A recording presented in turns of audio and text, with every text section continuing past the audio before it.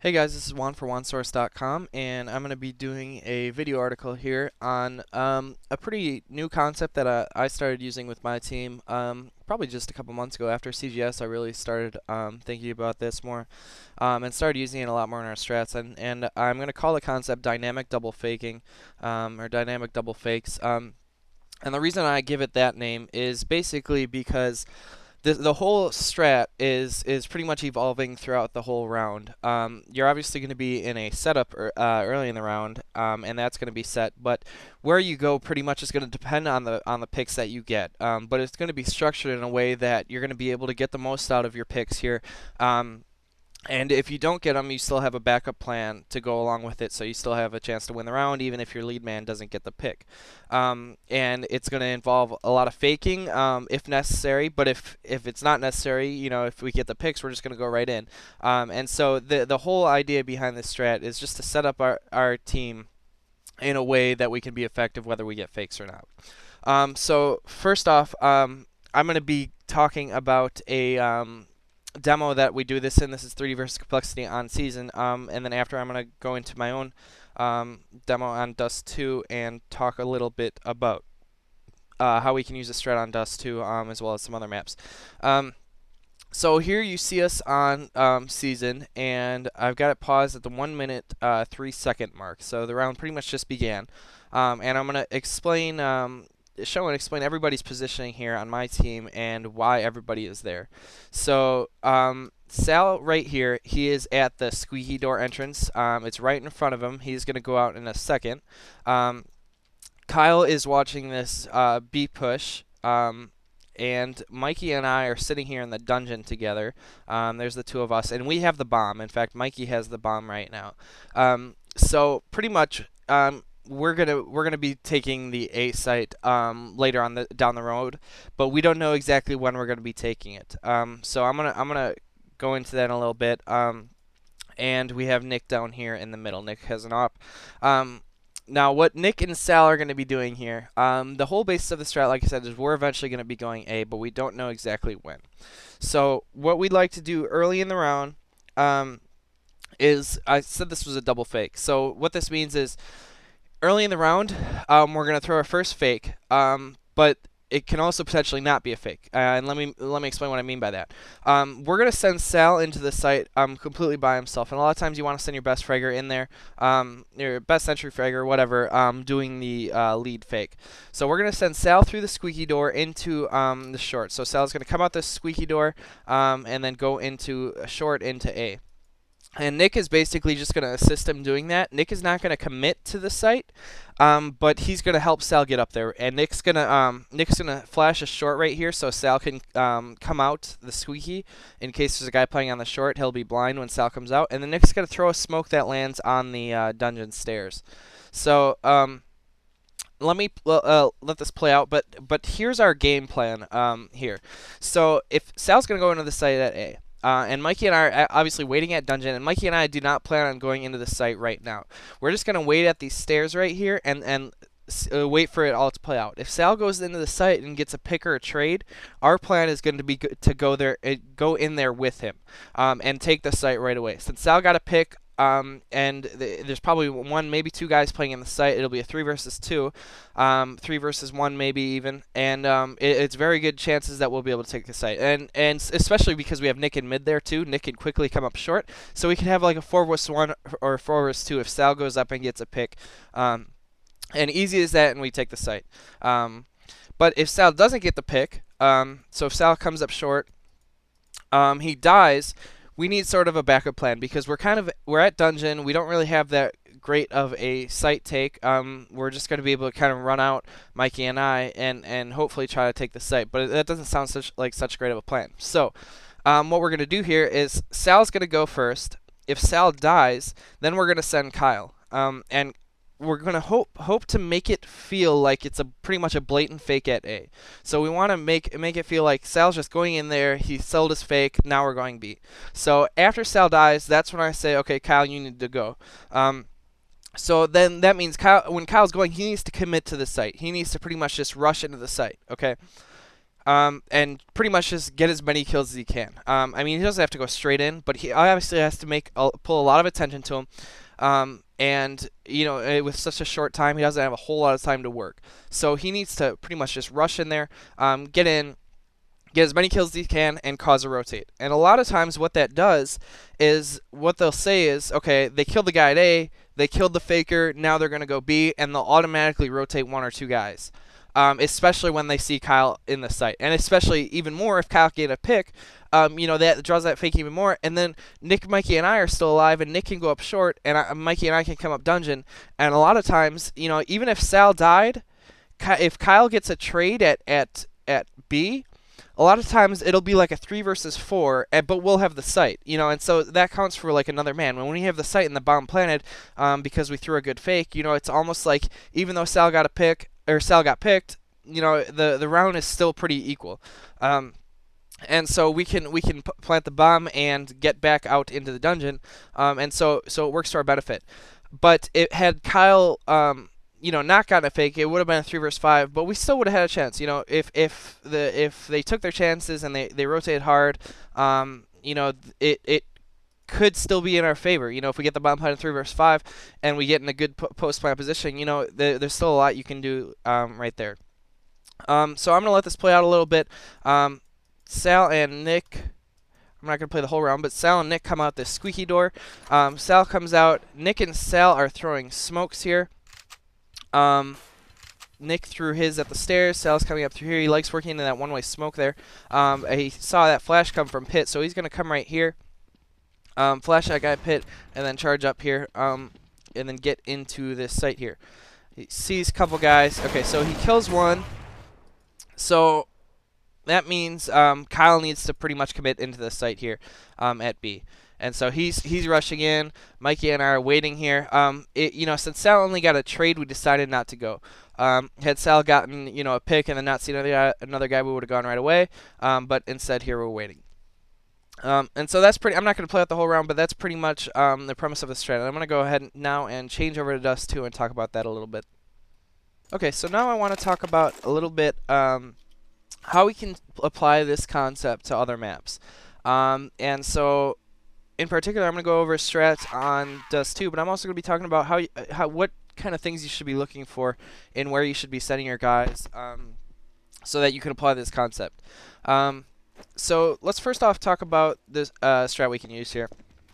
Now, I think a good idea for this strat would be, obviously you always want to watch mid early on Dust 2. That's pretty much a given. So I'm just gonna skip to the things that actually apply to this concept. Is that you want to be kind of faking two separate areas that are pretty much far apart, and you want, the whole goal is to make one area look like it's a completely blatant fake. And so you do that by, like, I would say the best areas would be B and cat, or B and long. You wanna do areas that are completely separate from each other, so they're like, you know, they're gonna be like, oh, that's it here. You know, they're not gonna see anybody else. And they're gonna have an automatic response to rotate, you know, at least one guy. So if the guy comes into B and they have two guys playing B, say they kill him, this mid guy is automatically going to rotate off. Just automatically, he's going to go towards CT spawn here, towards A, and you know, even if they don't see anything for 10 seconds, and especially more so when they hear guys coming up cat or hear guys coming up long. So we're going to set up our strat here at B tunnel here, and again we can move around the bomb, and that's something I didn't talk about on season, but we have options to move around the bomb, and this is something that makes these types of strats very versatile, and you can change it up a lot with just running, changing the timings and changing where a couple guys go here and there. So to start off, what I think would be a good way to do this is we want to have 3 guys towards this B tunnels. Okay. Our goal is to send one guy into the B tunnel, hold 2 back, probably hold the guys back, maybe one with an op, one with an AK, and the AK are holding back has bomb, and commit 1 AK into B. The other 2 guys, I'd say, can be sitting outside long, or if you feel pretty safe about walking up catwalk, that would be another good option. So these 2 guys sitting outside long, what they're going to do is they're going to go into long, after there's a trade at B, or after our B guy gets killed. If he doesn't get killed and we take the site, they simply just rotate back to middle here. So what we do, we send our B guy in, we send our B rifler in, and a lot of times the best way to do this is by smoking this entrance, because it's a pretty one-way smoke. It's great for just working into this. So you work into that one-way smoke, and see, I can see a lot into here. And this guy's just going to commit into the site, okay? And so he's going to throw his flashes, whatever, maybe get into the closet, and just pretty much kill as many guys as he can before he dies. If he gets kills, or if he just happens to take the site by himself, great. The two guys in this B tunnel come along with him, stream flashes over into B, and they take the site, okay? And that's the strat. But if he doesn't get a pick, or if he just gets a trade, what will happen is these guys in the B tunnel here will just wait here. This Opper and AKR, they're just going to wait here. One's going to have to watch the lower, and one is going to have to watch the upper push, and they're just going to wait, never making any noise. That's very important. Never run here. That's just a dead giveaway that you're doing, pretty much a double fake. But so these two guys are just going to wait here, and then we're going to tell our A guys to throw their fake, okay? So these A guys, they're going to come up long here if they're there, or they can go catwalk. I would say you would want to be going, your A fakers will want to be going wherever they're generally not playing. If they're a team that generally doubles up long, you want to be going up cat. If they're a team that generally plays on cat, you want to be going long. Your whole goal as the fakers is to get as close to the site as possible, because once you get near the site, say, you know, if you can get up to this point, you're pretty close to the site, so you know it's a better sell on the fake. But for example, if you're just at the long double doors, you know, and they're doubling up long, and you come out long double doors and you die, that's not a very good fake, because they're going to see, all right, we killed these guys right here. They're not going to hear anything on catwalk, and so, you know, that our fake was pretty much shut down. So you want to try to avoid where they are until meeting them in the site. So if that involves getting up cat early in the round, you know, that's something I like to do a lot of the time, and I do that by single smoking it on the catwalk here. And sometimes when we have our teammates faking B, I like to throw this smoke, and I like to get a cat early in the round. And this smoke covers me from the middle guy. So at the very beginning of the round, if I know they're generally not playing cat, what I do is I just flash that middle right there, and I get to this point where I can just walk right all the way up to the cat and just get underneath the stairs till it's my time to sell the fake. So if I could just wait here the entire round, I'm really close to the site, and when it's my time to fake, you know, I just go up with my teammate, we flash, and we're 3 seconds away from being into the site. So that's a really good fake that we can sell. Now, another option that we can throw in with this strat, and I'd like to talk about how versatile these strats can be, is that it doesn't necessarily have to go B, you know, all the time. So what we could have done is just thrown a minor shift in the timings and positioning of this. So what we could have done is, at the very beginning of the round, instead of sending a guy solo into B, what we could have done is send him solo up the catwalk, or solo up long. So we could have sent, I like to usually send Sal solo. Sal could have went up long early in the round. He gets out. If Sal gets picks, we follow him and help take the site with him. If Sal dies, what we do is we just wait here, okay? And then we send our B faker in.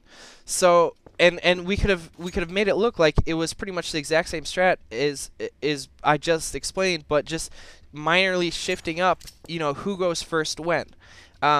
And where the bomb is. And you always want to keep like a partner with the bomb. You always want to have two guys with the bomb. And the two guys with the bomb, they're going to pretty much always be near the site you intend on hitting. But you can switch up where those guys are, like on season. Instead of Mikey and I waiting dungeon, kind of near Sal, we could have waited outside of B with Kyle. What could have happened is we could have sent Kyle in first, then we could have sent Sal in, and then Mikey and I could have went into B after all that. Okay, so if Kyle got a pick in B, Mikey and I could have went with him, if you can visualize that on season. So as you can see, there's a lot of versatility to this, and you know, it's not just Dust 2 in season that you can use this on. Inferno would be great to do it with Banana and Halls, or Banana and Middle. Train would work well with using Inside and Alley, two separated areas, kind of two isolated areas that if you kill one person at those areas, they're gonna think it's a fake if they don't see anything more. And like Tuscan, you can use Kitty and Banana.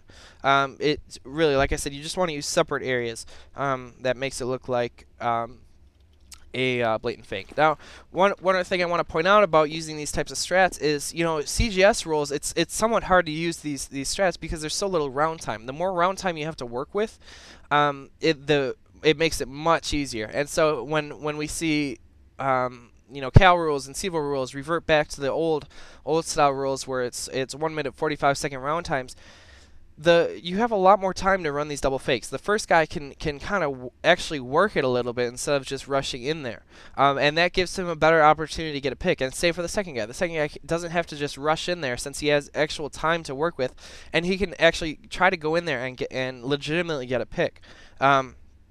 And it also gives you more time to make decisions. You don't have to make a split-second decision based on if you need to go to an area or not. So say the double faker, the guy who throws the second fake, the guy who throws the second fake usually doesn't have the bomb guys with him. So even if he takes the site, it's we're basically hoping that he threw a good enough fake that our two bomb guys can take the site. Well, if there's enough round time, we can go back all the way around through spawn or back all the way around where we need to get to in order to get to the site that our second faker took. So having longer round times is just such a huge advantage that it's really going to be a much better option to run these strats when the rules change back. As well as with pistol rounds, this is another great thing to do with pistol rounds because it's tougher for your fakes to get shut down. With CGS rules, teams are always going to have ops. So let's say that you're taking long for your second fake, and there's an opper or something at the car or up in the site. Well, if you just go up long and die from an opper playing in the site, that doesn't sell much of a fake. They're gonna kill one guy, maybe see another, but they're so far away from the site that the other team doesn't have to panic and immediately rotate.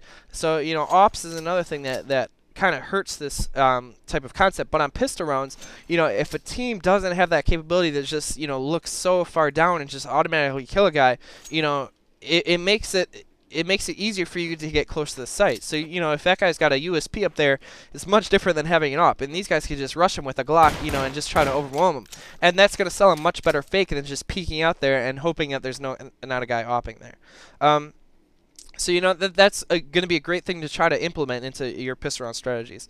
As well as, this is something that it becomes better and better as you experience it more as a team. And especially from a caller's perspective, you need to get experience in predicting the other team's rotates and knowing the timings and listening for rotates and knowing the timings of when you think they're going to rotate based on the kills that they get. Say they get a kill at B. Say, okay, so we had Sal take into B. Okay, and Sal gets here. Sal dies. Now, they're not going to immediately rotate after Sal dies. They're going to wait about, 5-10 seconds, and then they're going to, realize, okay, he was the only one, and then they're going to rotate out. So you need to take those timings and delayed rotates into consideration when you're calling this on the fly. And like I said, these are hard to counter. And if this is something you could run 12 rounds in a row. If you just switch up small things, like switch up who goes first in the double fake. Does the A guy fake first? Does the B guy fake first? And just switch up where the bomb goes. So, yeah, like I said, you can run this over and over. And yeah, well, that's gonna be it, guys.